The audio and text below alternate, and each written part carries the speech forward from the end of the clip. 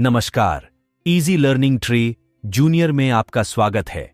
आज सुनिए मुंशी प्रेमचंद की लिखी कहानी सवा सेर गेहूं। किसी गांव में शंकर नाम का एक कुर्मी किसान रहता था। सीधा सादा गरीब आदमी था। अपने काम से काम, न किसी के लेने में न किसी के देने में। छक्का पंजा न जानता था। छल प्रपंच की उसे छूत भी न लगी थी। ठगे जाने की चिंता न थी। ठग विद्या न जानता था। भोजन मिला खा लिया, न मिला चबेने पर काट दी।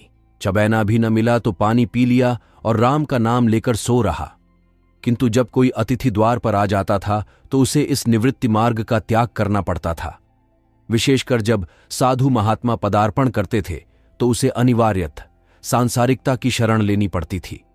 खुद भूखा सो सकता था, पर साधु को कैसे भूखा सुलाता, भगवान के भक्त जो ठहरे। एक दिन संध्या समय एक महात्मा ने आकर उसके द्वार पर डेरा जमाया। तेजस्वी मूर्ति थी, पीतांबर गले में, जटा सिर पर, पीतल का कमंडल हाथ में, खड़ाऊओं पैर में, ऐनक आंखों पर। संपूर्ण वेश उन महात्माओं का सा था जो रईसों के प्रासादों में तपस्या, हवा घाड़ियों पर, देवस्थानों की परिक्रमा और योग सिद्धि प्राप्त करने के लिए रुचिकर भोजन करते हैं। घर में जौ का आटा था, वह उन्हें कैसे खिलाता। प्राचीन काल में जौ का चाहे जो कुछ महत्व रहा हो, पर वर्तमान युग में जौ का भोजन सिद्ध पुरुषों के लिए दुष्पाच्य होता है। बड़ी चिंता हुई, महात्मा जी को क्या खिलाऊं। आखिर निश्चय किया कि कहीं से गेहूं का आटा उधार लाऊं, पर गांव भर में गेहूं का आटा न मिला। गांव में सब मनुष्य ही मनुष्य थे, देवता एक भी न था। अतएव देवताओं का खाद्य पदार्थ कैसे मिलता। सौभाग्य से गांव के विप्र महाराज के यहां से थोड़ा सा मिल गए। उनसे सवा सेर गेहूं उधार लिया और स्त्री से कहा कि पीस दे। महात्मा ने भोजन किया, लंबी तान कर सोए। प्रातः काल आशीर्वाद देकर अपनी राह ली।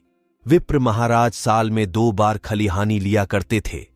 शंकर ने दिल में कहा, सवा सेर गेहूं इन्हें क्या लौटाऊं, पंसेरी बदले कुछ ज्यादा खलिहानी दे दूंगा, यह भी समझ जाएंगे, मैं भी समझ जाऊंगा। चैत में जब विप्रजी पहुंचे तो उन्हें 1.5 पंसेरी के लगभग गेहूं दे दिया और अपने को ऊरण समझकर उसकी कोई चर्चा न की। विप्रजी ने फिर कभी न मांगा।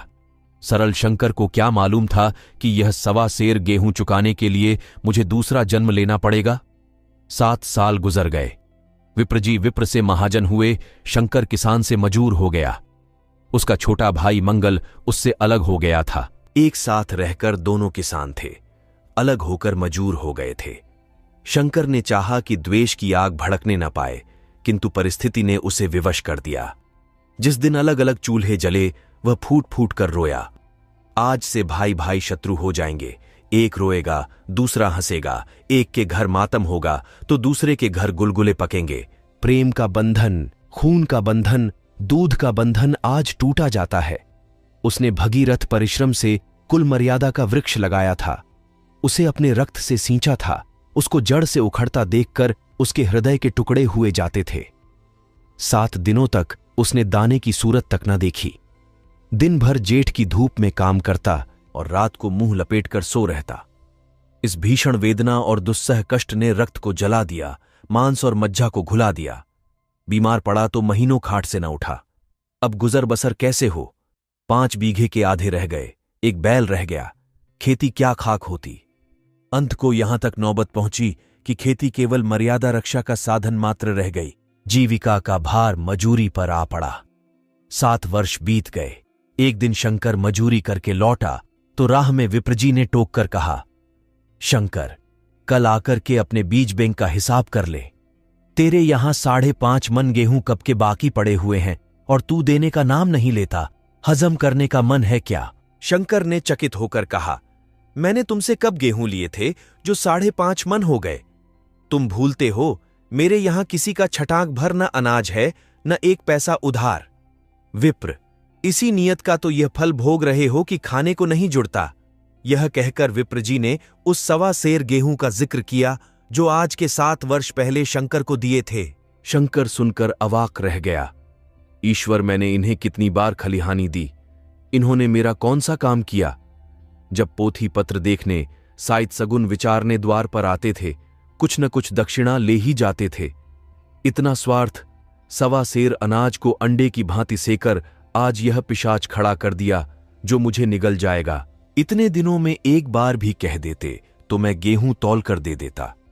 क्या इसी नियत से चुप साध बैठे रहे? बोला, महाराज, नाम लेकर तो मैंने उतना अनाज नहीं दिया, पर कई बार खलिहानों में सेर सेर 2-2 सेर दिया है। अब आप आज 5.5 मन मांगते हैं, मैं कहां से दूंगा? विप्र, लेखा जौ, बख्शीश 100, तुमने जो कुछ दिया होगा उसका कोई हिसाब नहीं, चाहे 1 की जगह 4 पसेरी दे दो। तुम्हारे नाम बही में 5.5 मन लिखा हुआ है, जिससे चाहे हिसाब लगवा लो। दे दो तो तुम्हारा नाम छेक दूं, नहीं तो और भी बढ़ता रहेगा। शंकर, पांडे, क्यों एक गरीब को सताते हो? मेरे खाने का ठिकाना नहीं। इतना गेहूं किसके घर से लाऊंगा? विप्र, जिसके घर से चाहे लाओ, मैं छटाक भर भी न छोड़ूंगा। यहां न दोगे, भगवान के घर तो दोगे। शंकर कांप उठा। हम पढ़े लिखे आदमी होते तो कह देते, अच्छी बात है, ईश्वर के घर ही देंगे, वहां की तौल यहां से कुछ बड़ी तो न होगी। कम से कम इसका कोई प्रमाण हमारे पास नहीं, फिर उसकी क्या चिंता? किंतु शंकर इतना तार्किक, इतना व्यवहार चतुर न था। एक तो आण वह भी ब्राह्मण का बही में नाम रह गया तो सीधे नरक में जाऊंगा, इस ख्याल ही से उसे रोमांच हो गया। बोला, महाराज, तुम्हारा जितना होगा यहीं दूंगा, ईश्वर के यहां क्यों दूं? इस जन्म में तो ठोकर खा ही रहा हूं, उस जन्म के लिए क्यों कांटे बोऊं? मगर यह कोई न्याय नहीं है। तुमने राई का पर्वत बना दिया, ब्राह्मण हो के तुम्हें ऐसा नहीं करना चाहिए था। उसी घड़ी तगादा करके ले लिया होता तो आज मेरे सिर पर इतना बड़ा बोझ क्यों पड़ता? मैं तो दे दूंगा, लेकिन तुम्हें भगवान के यहां जवाब देना पड़ेगा। विप्र, वहां का डर तुम्हें होगा, मुझे क्यों होने लगा? वहां तो सब अपने ही भाई बंधु हैं। ऋषि मुनि सब तो ब्राह्मण ही हैं, देवता ब्राह्मण हैं, जो कुछ बने बिगड़ेगी संभाल लेंगे। तो कब देते हो? शंकर, मेरे पास रखा तो है नहीं, किसी से मांग जौच कर लाऊंगा तभी न दूंगा।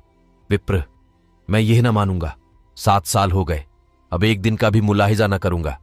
गेहूं नहीं दे सकते तो दस्तावेज लिख दो। शंकर, मुझे तो देना है, चाहे गेहूं लो चाहे दस्तावेज लिखाओ। किस हिसाब से दाम रखोगे? विप्र, बाजार भाव 5 सेर का है, तुम्हें 5.25 सेर का काट दूंगा। शंकर, जब दे ही रहा हूं तो बाजार भाव काटूंगा, पांव भर छुड़ाकर क्यों दोषी बनूं? हिसाब लगाया तो गेहूं के दाम 60 हुए, 60 का दस्तावेज लिखा गया, 3 सैकड़े सूद। साल भर में न देने पर सूद की दर 2.5 रुपये सैकड़े। 8 आने का स्टैंप, 4 आने दस्तावेज की तहरीर शंकर को ऊपर से देनी पड़ी। गांव भर ने विप्रजी की निंदा की, लेकिन मुंह पर नहीं। महाजन से सभी का काम पड़ता है, उसके मुंह कौन आए? शंकर ने साल भर तक कठिन तपस्या की। मियाद के पहले रुपये अदा करने का उसने व्रत सा कर लिया। दोपहर को पहले भी चूल्हा न जलता था, चबैने पर बसर होती थी, अब वह भी बंद हुआ। केवल लड़के के लिए रात को रोटियां रख दी जाती। पैसे रोज का तंबाकू पी जाता था। यही एक व्यसन था जिसका वह कभी न त्याग कर सका था। अब वह व्यसन भी इस कठिन व्रत की भेंट हो गया। उसने चिलम पटक दी, हुक्का तोड़ दिया और तमाखू की हांडी चूर चूर कर डाली। कपड़े पहले भी त्याग की चरम सीमा तक पहुंच चुके थे, अब वह प्रकृति की न्यूनतम रेखाओं में आबद्ध हो गए। शिशिर की अस्थिबेधक शीत को उसने आग ताप कर काट दिया। इस संकल्प का फल आशा से बढ़कर निकला। साल के अंत में उसके पास 60 रूंदा जमा हो गए। उसने समझा, पंडित जी को इतने रुपये दे दूंगा और कहूंगा, महाराज, बाकी रुपये भी जल्द ही आपके सामने हाजिर करूंगा। 15 रू की तो और बात है, क्या पंडित जी इतना भी न मानेंगे? उसने रुपये लिए और ले जाकर पंडित जी के चरण कमलों पर अर्पण कर दिए। पंडित जी ने विस्मित होकर पूछा, कतिसी से उधार लिए क्या? शंकर, नहीं महाराज, आपके असीस से अब की मजूरी अच्छी मिली।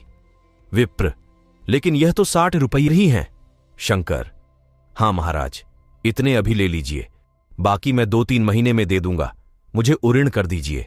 विप्र, उऋण तो जब ही होगे जबकि मेरी कौड़ी कौड़ी चुका दोगे। जाकर मेरे 15 रुपये और लाओ। शंकर, महाराज, इतनी दया करो, अब सांझ की रोटियों का भी ठिकाना नहीं है, गांव में हूं तो कभी न कभी दे ही दूंगा। विप्र, मैं यह रोग नहीं पालता, न बहुत बातें करना जानता हूं। अगर मेरे पूरे रुपये न मिलेंगे तो आज से 3 रुपये सैकड़े का ब्याज लगेगा। अपने रुपये चाहे अपने घर में रखो, चाहे मेरे यहां छोड़ जाओ। शंकर, अच्छा, जितना लाया हूं उतना रख लीजिए। मैं जाता हूं, कहीं से 15 रुपये और लाने की फिक्र करता हूं। शंकर ने सारा गांव छान मारा, मगर किसी ने रुपये न दिए। इसलिए नहीं कि उसका विश्वास न था या किसी के पास रुपये न थे, बल्कि इसलिए कि पंडित जी के शिकार को छेड़ने की किसी की हिम्मत न थी। क्रिया के पश्चात प्रतिक्रिया नैसर्गिक नियम है। शंकर साल भर तक तपस्या करने पर भी जब आरण से मुक्त होने में सफल न हो सका, तो उसका संयम निराशा के रूप में परिणत हो गया। उसने समझ लिया कि जब इतना कष्ट सहने पर भी साल भर में 60 रुपये उससे अधिक न जमा कर सका, तो अब और कौन सा उपाय है जिसके द्वारा इसके दूने रुपये जमा हों। जब सिर पर आण का बोझ ही लादना है, तो क्या मन भर का और क्या सवा मन का। उसका उत्साह क्षीण हो गया, मेहनत से घृणा हो गई। आशा उत्साह की जननी है। आशा में तेज है, बल है, जीवन है। आशा ही संसार की संचालक शक्ति है। शंकर आशाहीन होकर उदासीन हो गया। वह जरूरतें जिनको उसने साल भर तक टाल रखा था, अब द्वार पर खड़ी होने वाली भिखारिणी न थीं, बल्कि छाती पर सवार होने वाली पिशाचनियां थीं, जो अपनी भेंट लिए बिना जान नहीं छोड़तीं।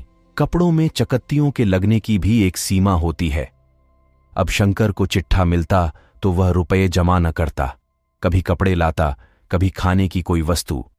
जहां पहले तमाकू ही पिया करता था, वहां अब गांजे और चरस का चस्का भी लगा।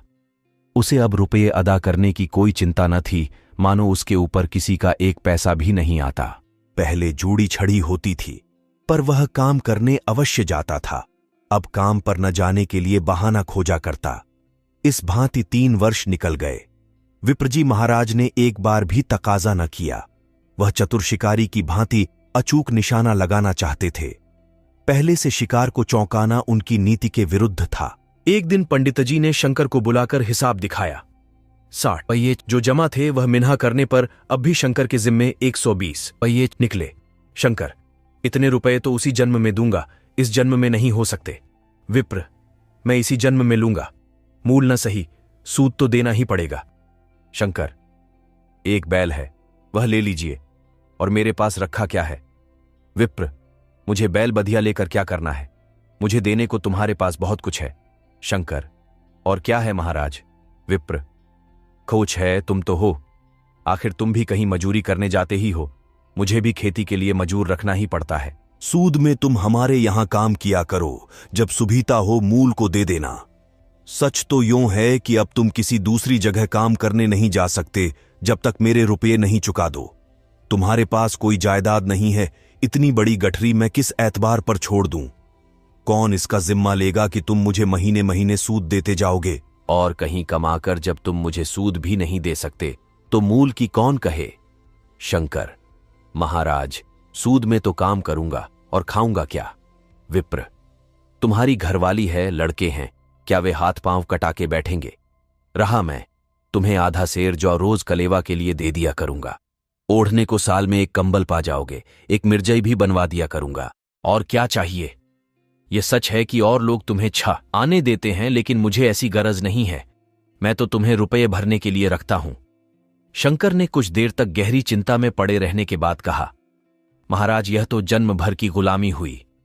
विप्र, गुलामी समझो चाहे मजूरी समझो, मैं अपने रुपये भराए बिना तुमको कभी न छोड़ूंगा। तुम भागोगे तो तुम्हारा लड़का भरेगा।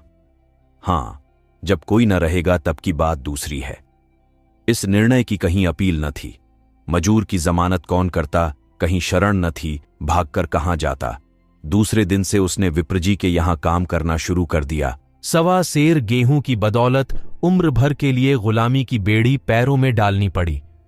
उस अभागे को अब अगर किसी विचार से संतोष होता था, तो यह था कि वह मेरे पूर्व जन्म का संस्कार है।